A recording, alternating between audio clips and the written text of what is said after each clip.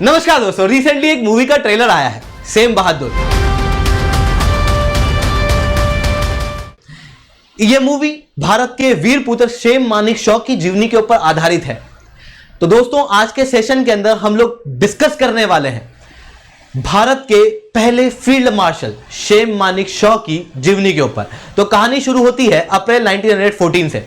अप्रैल 1914 के अंदर एक पारसी परिवार के अंदर अमृतसर के अंदर शेम मानेकशॉ का जन्म होता है। शेम मानेकशॉ उनके पिता के 5वीं संतान थे और तीसरे पुत्र थे। इनके पहले 2 पुत्र और 2 पुत्री की प्राप्ति इनके पिता को हो चुकी थी। इनके पिता इसके पहले डॉक्टर के रूप में आर्मी के अंदर सर्विस दे चुके थे। थोड़ा समय बीतता है, शेम मानेकशॉ थोड़े बड़ गए होते हैं। उसके बाद में उनकी एक इच्छा होती है कि वो लंदन में जाके पढ़ाई करें, क्योंकि उनके 2 बड़े भाई ऑलरेडी लंदन के अंदर पढ़ाई कर रहे थे, जिसके कारण से वो अपने पिता के सामने अपनी इस इच्छा को व्यक्त करते हैं।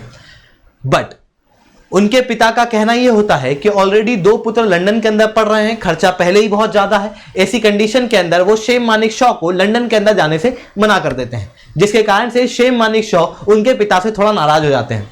ठीक पैरेलली 1931 के अंदर मिलिट्री कॉलेज कमेटी द्वारा रिकमेंड किया जाता है कि भारत के अंदर ही कुछ आर्मी ऑफिशियल को ट्रेनिंग दी जाए, जिसके लिए एक मिलिट्री एकेडमी बनाने की बात भी की जाती है। इस मिलिट्री एकेडमी के अंदर लोगों को लाने के लिए पब्लिक सर्विस कमीशन द्वारा एक एग्जाम कंडक्ट की जाती है। पैरेलली शेम मानेकशॉ जो अपने पिता से ऑलरेडी नाराज थे, इस कारण से वो रेबेल में आके इस एग्जाम का इश्तिहार जब न्यूज़पेपर के अंदर पढ़ते हैं तो पहली फुर्सत में इस एग्जाम के अंदर अपने आप को रजिस्टर कर देते हैं। दिल्ली के अंदर जाके इस एग्जाम को देते हैं और 15 लोग इस एग्जाम के अंदर सिलेक्ट होते हैं, जिसके अंदर से एक थे शेम मानेकशॉ। शेम मानेकशॉ के साथ में उस समय पर स्मिथ दुम और मोहम्मदन मूसा खान, जो बाद में जाके पाकिस्तान और बर्मा के मिलिट्री चीफ बनते हैं, वो भी इन 15 लोगों में शामिल होते हैं। जिसके बाद में अगले 2 साल तक शेम मानेकशॉ की ट्रेनिंग चलती है। फरवरी 1914 के अंदर 2nd रॉयल स्क्वाड के अंदर उनकी पहली कमीशनिंग की जाती है, क्योंकि उस समय पे एक स्टैंडर्ड था कि किसी भी इंडियन ऑफिसर को इंडियन रेजिमेंट में नियुक्त करने से पहले उसे एक ब्रिटिश आर्मी के अंदर या ब्रिटिश रेजिमेंट के अंदर नियुक्त किया जाना होता था। इस कारण से ही उन्हें पहले 2nd रॉयल स्क्वाड के अंदर नियुक्त किया गया था। थोड़े समय बाद 2nd रॉयल स्क्वाड के अंदर सर्विस देने के बाद में उनकी नियुक्ति की जाती है 12th फ्रंटियर फोर्स रेजिमेंट के अंदर, जो थी बर्मा में। 1939 के अंदर पैरेलली विश्व युद्ध शुरू हो जाता है।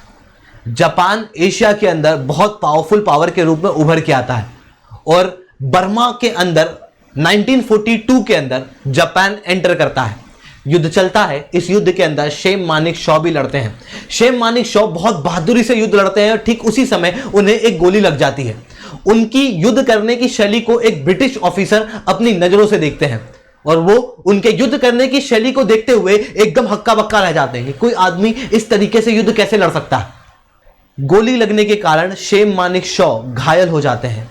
वो ब्रिटिश ऑफिशियल शेम मानेकशॉ के पास में आते हैं और उन्हें बहुत घायल होता देख अपना मिलिट्री क्रॉस, जो कि उस समय पर एक हाईएस्ट लेवल का मिलिट्री अवार्ड होता था किसी भी मिलिट्री ऑफिसर के लिए ब्रिटेन में, ये मिलिट्री क्रॉस उतारते हैं और शेम मानेकशॉ को पहना देते हैं और कहते हैं कि याद रखना, ये मिलिट्री क्रॉस केवल उस व्यक्ति को पहनाया जाता है जो जिंदा हो, क्योंकि उस समय पर सच में भी ये मिलिट्री क्रॉस उसे पहनाया जाता है जो जिंदा होता था, जो ऑफिसर जिंदा होता था। इस तरीके से वो शेम मानेकशॉ के कॉन्फिडेंस को बिल्ट अप करते हैं। उसके बाद में एक आर्मी ऑफिशियल उनको अपने कंधे पे लेके जाते हैं, एक डॉक्टर के पास में ले जाया जाता है और उनका इलाज किया जाता है। उस समय पे ऐसी शायद गोली बनी ही नहीं थी जो शायद शेम मानेकशॉ को युद्ध भूमि में हरा सके। शेम मानेकशॉ इस युद्ध के अंदर जिंदा वापस आते हैं और अपनी बहादुरी का बेहतर प्रदर्शन देते हैं, जिसके कारण से उन्हें मिलिट्री क्रॉस से सम्मानित किया जाता है। उसके बाद 1947 15 अगस्त के दिन भारत आजाद होता है। जब भारत आजाद होता है तो उसके बाद में उनकी जो रेजिमेंट है 12th फ्रंटियर फोर्स रेजिमेंट, वो पाकिस्तान ले लेता है, जिसके कारण से उन्हें 8th बर्मा राइफल के अंदर इंडक्ट किया जाता है। ठीक इसी समय पाकिस्तान कि कुछ ऑफिसर्स या पाकिस्तान की आर्मी जम्मू कश्मीर के अंदर इन्फिल्ट्रेट कर जाती है, जबकि ऑलरेडी अक्टूबर 1947 के अंदर जम्मू कश्मीर ने लेटर ऑफ एनेक्सेशन साइन कर दिया था और जम्मू कश्मीर भारत का इंटीग्रल पार्ट हो चुका था। बट अभी अराजकता फैली थी, अभी सारी चीजें चल ही रही थी, भारत अपने आप को कंसोलिडेट कर ही रहा था। उस मौके का फायदा उठा के पाकिस्तान उस समय पर जम्मू कश्मीर के अंदर इन्फिल्ट्रेट करता है और मुजफ्फराबाद तक उस समय पर पाकिस्तान की आर्मी आ जाती है।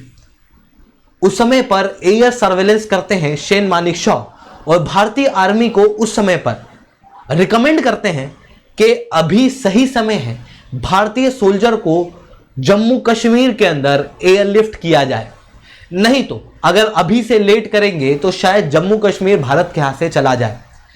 शेन मानेकशॉ के इस रिकमेंडेशन को उस समय पर एक्सेप्ट किया जाता है और यह रिकमेंडेशन बहुत ही कारगर साबित होता है, जिसकी वजह से इंडियन आर्मी श्रीनगर के अंदर लैंड होती है और उसके बाद में लगातार पाकिस्तान की आर्मी को पीछे धकेलते जाती है और जम्मू कश्मीर भारत के पास रहता है।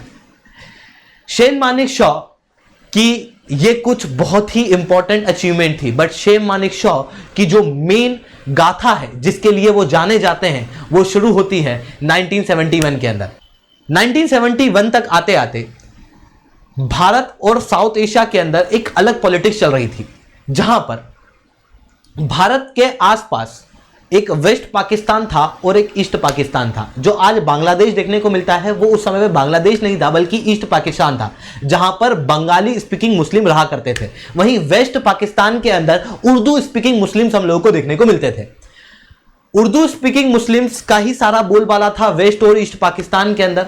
बंगाली स्पीकिंग मुस्लिम्स को इतनी कुछ बहुत पावर मिलती नहीं थी। 1956 के आसपास बंगाली नेशनलिज्म जागता है। शेख मुजब्बुर रहमान एक इंपॉर्टेंट लीडर के रूप में ईस्ट पाकिस्तान से उभर के आते हैं। इलेक्शन होता है, शेख मुजब्बुर रहमान इस इलेक्शन को जीत जाते हैं, जिसके बाद पाकिस्तान के प्रधानमंत्री के रूप में शेख मुजब्बुर रहमान बैठने वाले होते हैं, पर उसके पहले ही तख्ता पलट पाकिस्तान के अंदर हो जाता है। वेस्ट पाकिस्तान के अंदर शेख मुजब्बुर रहमान को गिरफ्तार कर लिया जाता है, जिसके बाद में ईस्ट पाकिस्तान के अंदर लगातार प्रोटेस्ट उभर के आते हैं। 25 मार्च 1971 ये वो तारीख थी जिस तारीख को operation searchlight west Pakistan के खिलाफ ईस्ट पाकिस्तान के अंदर चलाया जाता है और वेस्ट पाकिस्तान के अंदर जो उर्दू स्पीकिंग मुस्लिम्स हैं वो लिटरली ऑपरेशन सर्च लाइट के नाम पे नरसंहार करते हैं बंगाली स्पीकिंग मुस्लिम्स का। ऐसी कंडीशन के अंदर बंगाली स्पीकिंग मुस्लिम ईस्ट पाकिस्तान को छोड़ के भागते हैं, भारत के अंदर रेफ्यूजी लेते हैं। और जब भारत के अंदर ढेर सारे रेफ्यूजी ईस्ट पाकिस्तान से आते हैं तो ऐसी कंडीशन के अंदर भारत के अंदर इस समय पर रेफ्यूजी क्राइसिस उभर के आता है।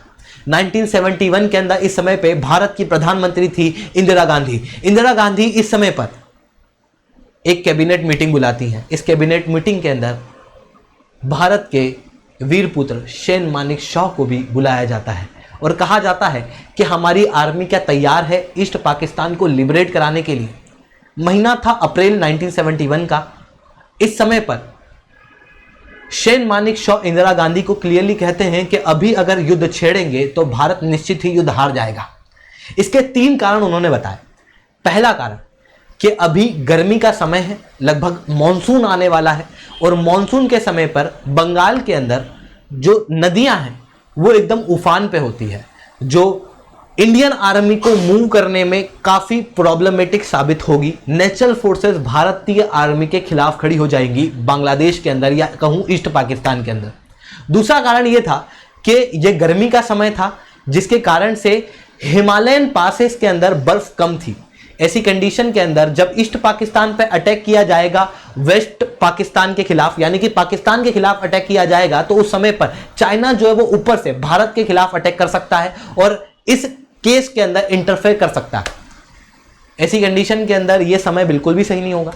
तीसरा कि भारतीय आर्मी वेस्ट में भी थी, भारतीय आर्मी नॉर्थ में भी थी, क्योंकि ऑलरेडी चाइना के साथ में 1962 में युद्ध हो चुका था, पाकिस्तान के साथ में ऑलरेडी कॉन्फ्लिक्ट चल रहे थे क्योंकि 1965 में युद्ध हुआ था।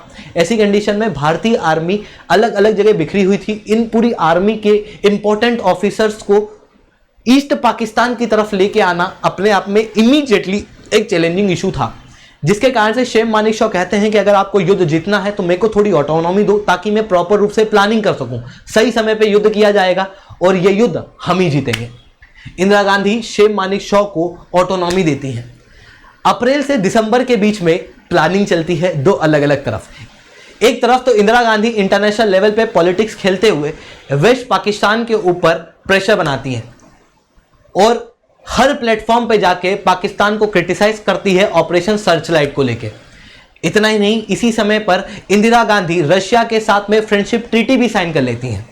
वहीं दूसरी तरफ शेम मानेकशॉ प्लानिंग प्लॉटिंग करते हैं कि किस तरीके से ईस्ट पाकिस्तान के अंदर युद्ध किया जाए और ईस्ट पाकिस्तान को लिबरेट किया जाए, जहां पर वो आर्मी, नेवी, एयरफोर्स इन तीनों का प्रयोग करते हैं अपनी प्लानिंग के अंदर।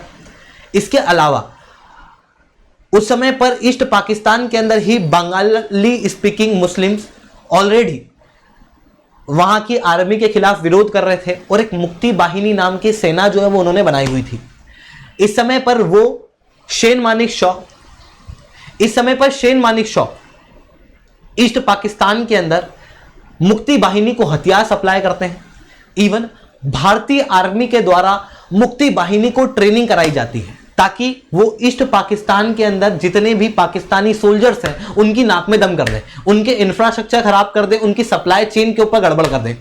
फिर उसके बाद में जब इन सारी चीजों की जानकारी पाकिस्तान को होती है तो पाकिस्तान को भी दिक्कत का सामना करने को मिलता है और पाकिस्तान को भी अंदर अंदर थोड़ी सी चिड़ सी महसूस हो रही थी। इस कारण से पाकिस्तान को लगता है कि यार जितने भी आर्मी के सोल्जर्स हैं भारत के, वो शायद ईस्टर्न बॉर्डर पे होंगे। ऐसी कंडीशन में वो वेस्टर्न एयरबेस पे अटैक कर देते हैं भारत की इंडियन फोर्स के बेस पे वेस्टर्न साइड पे अटैक होता है 3 दिसंबर 1971 के दिन, जिसके बाद एक रेडियो पे इंदिरा गांधी ऑफिशियली पाकिस्तान के खिलाफ वॉर डिक्लेयर करती हैं। उसके बाद होता यह है कि इंडियन नेवी अपना रोल प्ले करती है। ईस्ट पाकिस्तान और वेस्ट पाकिस्तान को अगर आप ध्यान से मैप पे देखोगे तो बीच में आता है भारत। ऐसी कंडीशन में हवाई सपोर्ट नहीं मिल सकता, सपोर्ट मिल सकता है तो केवल समुद्र के रास्ते से। समुद्र के रास्ते में भी अगर आप देखोगे तो पाकिस्तान के पास में केवल एक ही अच्छा पोर्ट था जो था कराची। इंडियन नेवी कराची पे जाके बहुत बम्बार्ड करती है। बांग्लादेश को सपोर्ट देने में फिर पाकिस्तान नेवी के रास्ते से भी अब असमर्थ हो जाता है। वहीं दूसरी तरफ आईएनएस विक्रांत, जो कि भारत का एक बहुत ही बड़ा एयरक्राफ्ट कैरियर था, उसे ईस्ट पाकिस्तान के जस्ट नीचे खड़ा कर दिया जाता है ताकि कोई भी समुद्र से सपोर्ट अगर बांग्लादेश के लिए आए या ईस्ट पाकिस्तान के अंदर पाकिस्तानी आर्मी के लिए आए तो उसे रास्ते में ही ध्वस्त कर दिया जाए। जब पूरी तरीके से ईस्ट पाकिस्तान को आइसोलेट कर दिया जाता है वेस्ट पाकिस्तान से, उसके बाद में 3 प्रोंज अप्रोच से नॉर्थ, ईस्ट और वेस्ट तीनों तरफ से भारतीय आर्मी और इवन एयरफोर्स ईस्ट पाकिस्तान के अंदर एंटर करती है। लगातार अटैक किए जाते हैं।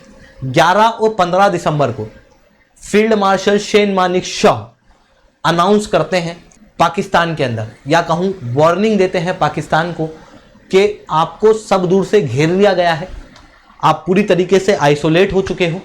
आपके सैनिक अगर शांतिपूर्वक ढंग से हथियार डाल देते हैं तो आपके साथ में वैसा ही बर्ताव किया जाएगा जैसा कि एक सैनिक के साथ में किया जाता है। हथियार डालने में कोई भी शर्म की बात नहीं है।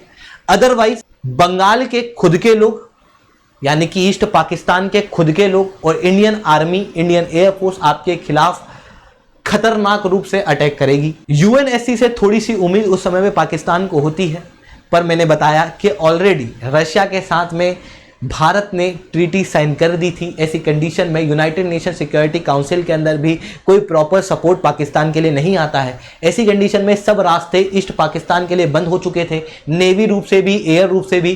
केवल आर्मी उन लोगों की बची थी, लगभग 96,000 सोल्जर एक दिन 16 दिसंबर के दिन भारत के सामने सरेंडर करते हैं और अपने हथियार डालते हैं।